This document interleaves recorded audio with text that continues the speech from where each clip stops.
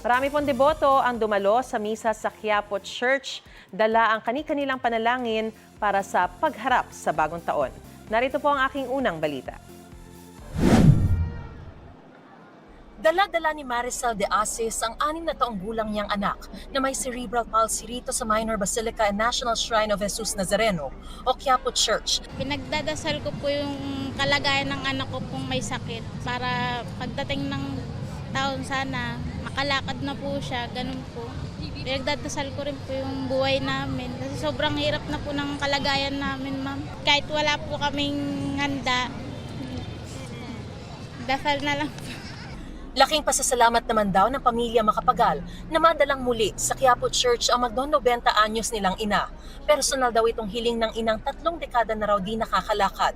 I was a bit teary-eyed because si mami nga ho, ang tagal na ho niyang hindi nakapasok ng Quiapo Church. We just pray that she will continue to be healthy and happy, no pain, no suffering, and unity in the family, peace in the world. Na ang pamilya na ako at ang pamilya ko maging mabuting at walang problema.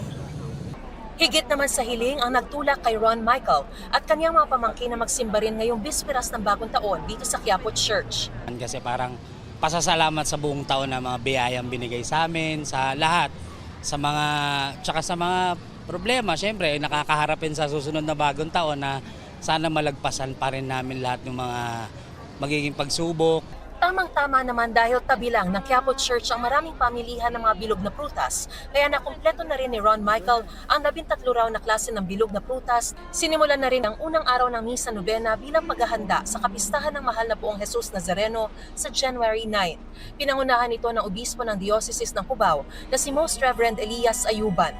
1:30 ng hapon sa January 3, babasbasan ang mga replika ng Poong Nazareno sa Quezon Boulevard. Marami pa rin ang mga dumalo sa New Year's Eve Mass sa Quiapo Church.